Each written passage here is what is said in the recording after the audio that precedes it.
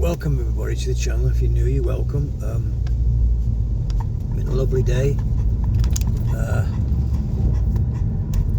don't know, I may thought about going for a beer in the pub, but on my medication it says no, I have to drink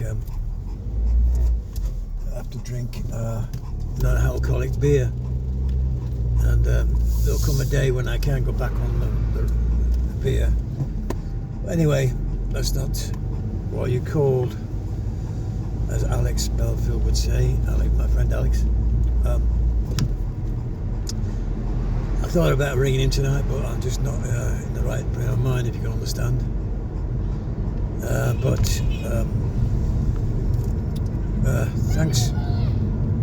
Thanks everybody who's given me some comments about my situation with my brother. Thanks very much for all the kind words.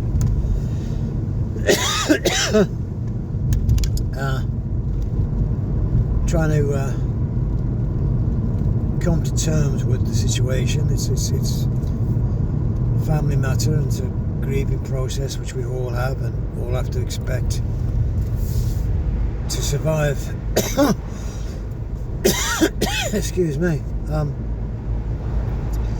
Anyway, I'll get back to the BBC, which is a big scene in the paper today about Strictly Come Dancing, all this shenanigans with Strictly Come Dancing and stuff. Police getting involved, all this kind of stuff. It is always the same with the BBC. They never learn any lessons from anything, whether it's from Savile or our great friend, great broadcaster who was a Peter. I'm not saying the word because of YouTube. A P was one of those and never got prosecuted or anything like that.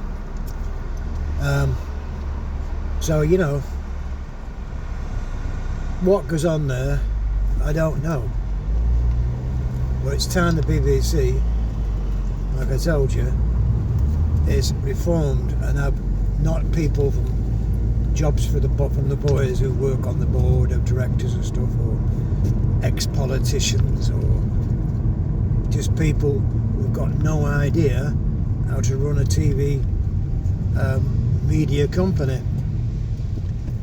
So that's what it is, folks. It is somebody who's not running the place properly.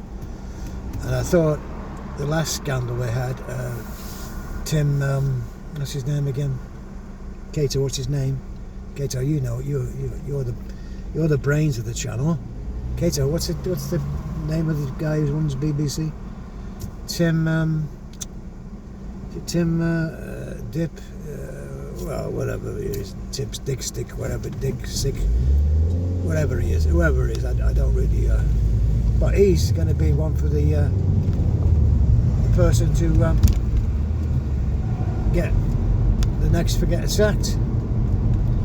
They've sacked 2 chefs, and who work for them, who may have a good sized pension as well, which you're a licence fee payer, you're paying a nice big pension. But I don't know, it's just another scandal after scandal, and you say to yourself, who is this BBC? Who's in charge? What goes on when they're doing things with the BBC? Whatever they do, they seem to make a mess of it all. That's why it needs a complete clear out, and start again. But of course,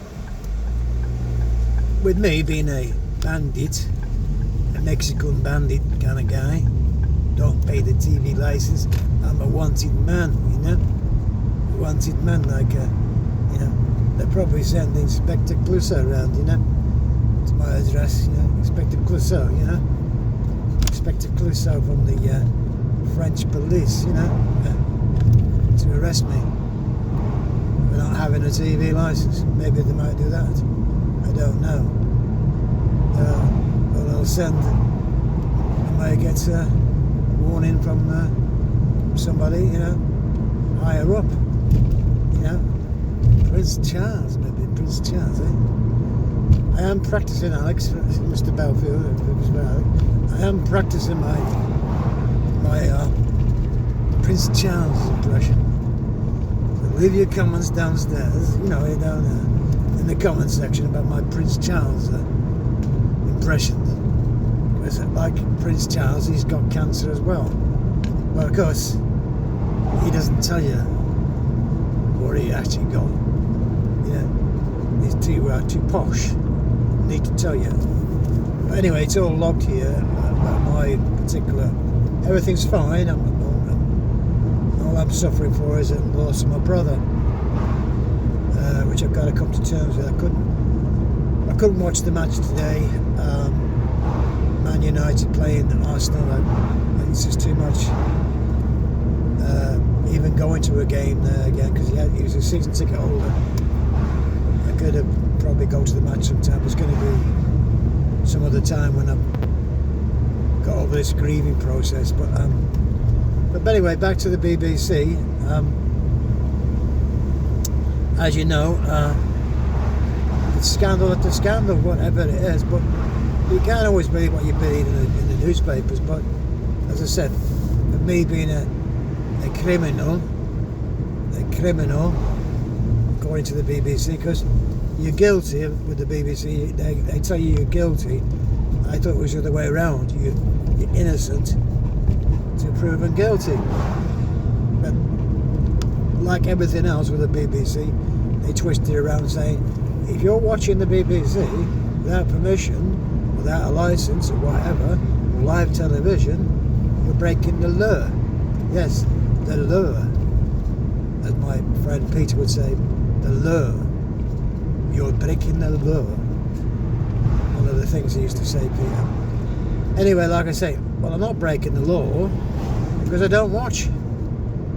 But if you're not watching, you're not paying. So that's the basic premise of the channel, to stop a bit of you do my shorts are basically all about on the doorstep. That's where it begins, on the doorstep, folks.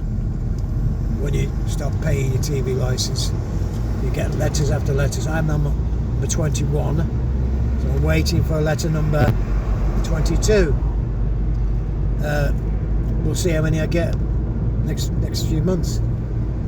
But anyway, I'm going to end it here. We're not going to go any further now, but I'll be coming back with an update, and if they do come, it's getting towards the end of the month. Come September, it's the 18th tomorrow, is it? 18th tomorrow, 20th. So it's almost a month gone. Time flies so quick.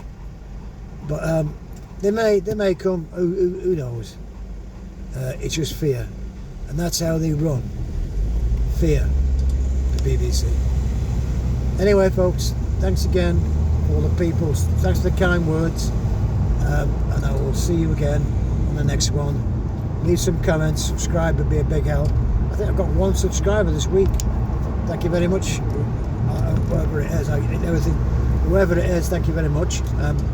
I don't divulge anybody who subscribes to the channel, but thanks very much. 1 person.